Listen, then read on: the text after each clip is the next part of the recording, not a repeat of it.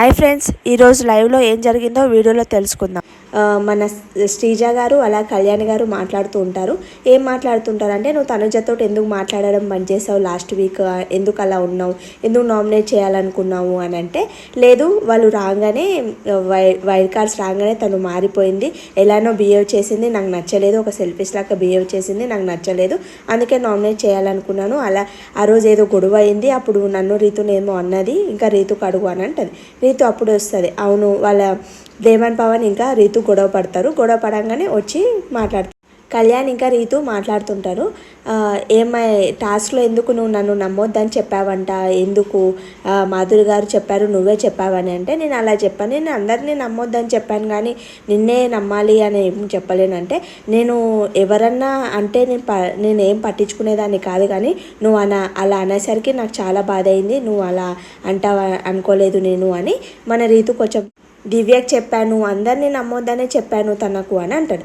అక్కడ ఏమైందంటే మాధురి గారికి అంటారు, నువ్వు రీతుకి ఇవ్వకండి, రీతుకి ఇస్తే డేమాన్కి వెళ్ళి ఇచ్చేస్తుంది, మీరు అప్పుడే ఇవ్వకండి, అప్పుడే పంచకండి, లాస్ట్లో పంచండి, తను లాస్ట్ వరకు ఉంటేనే మీరు తనకి ఇవ్వండి, కానీ తనని మాత్రం నమ్మకండి అని మన కళ్యాణ్ మాధురి గారికి చెప్తారనమాట. ఆ విషయం తను అంటది, ఎందుకు అలా చెప్పావు, నువ్వు నన్ను నమ్మొద్దని చెప్పావంటే, ఎందుకు అలా చెప్పావు, నేను అసలు ఎక్స్పెక్ట్ చేయలేను నీ దగ్గర నుంచి ఇలా చెప్తావని, నాకు చాలా బాధేసింది నువ్వు అలా చేసావని అంటే, అతను అంటాడు, నేను నిన్నే కాదు మా టీంలో ఎవరెవరు ఉన్నారో వాళ్ళు ఎవరిని నమ్మొద్దని గిట్ట చెప్పాను అని మన కళ్యాణ్ గారు ఎక్స్ప్లెయిన్ చేశారన్నమాట.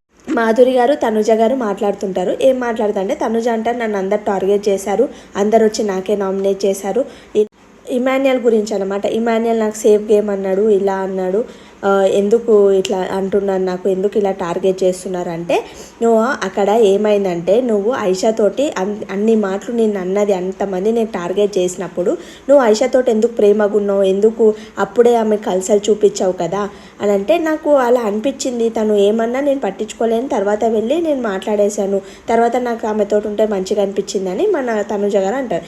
తర్వాత అంటది, మరి నువ్వు ఎందుకు మళ్ళా సేమ్ రమ్యతోటి ఎందుకు లేవు అని అంటే, నాకు ఆమెతో ర్యాపో అనిపించలేదు, తను ఆల్రెడీ వేరే వాళ్ళతో బిజీగా ఉంది, సుమనన్నతోటి ఇమాన్తోటి అందరితోటి కలిసి ఉంటుంది కాబట్టి నాకు అంత కలవలేదు, కాబట్టి నేను ఆమెతోటి లేదు అని అంటే, ఇది ఇక్కడనే నువ్వు డిఫరెన్స్ చూపించావని అర్థమైంది కాబట్టి అతను అలా అన్నాడు, అంతే తప్ప నువ్వే. మన కళ్యాణ్ వచ్చి మన తనుజ గారికి అడుగుతారు, నాకు ఆకలేస్తుంది, ఏమన్నా తినాలనిపిస్తుంది, ఏమన్నా చేసుకోవచ్చా, రైస్ పెట్టుకోవచ్చా అని అంటే, వద్దొద్దు మీకు ఆల్రెడీ పెట్టేశాను కదా, తిన్నారు కదా చపాతీస్ అని అంటే, మన మాధురి గారు అంటారు, ఆల్రెడీ ఆకలి అవుతుంది అంటున్నావు కదా, ఇస్తే ఏమవుతుంది అని అంటే, రేషన్ ఎక్కువనే ఉంది కదా ఇయ్యు అని అంటుంది. లేదు అది లెక్క మీద ఉందని తను అంటుంది అనమాట. అన్న తర్వాత ఇమాన్యుయల్ పోయి అంటది, ఇలా అంటున్నారు, సరిపోవట్లేదు అంటున్నారు అని అంటే, అవును అక్కడ సరిపోలేదు, నువ్వు 2 చపాతీల బదులు 3 చపాతీస్ ఇచ్చింటే అందరికీ సెట్ అవుతుండే, మీరు అది సరిపోవట్లేదు, ఒకసారి చూసుకో నువ్వు ఏదైనా కానీ అని ఇమాన్యుయల్ చెప్తాడు.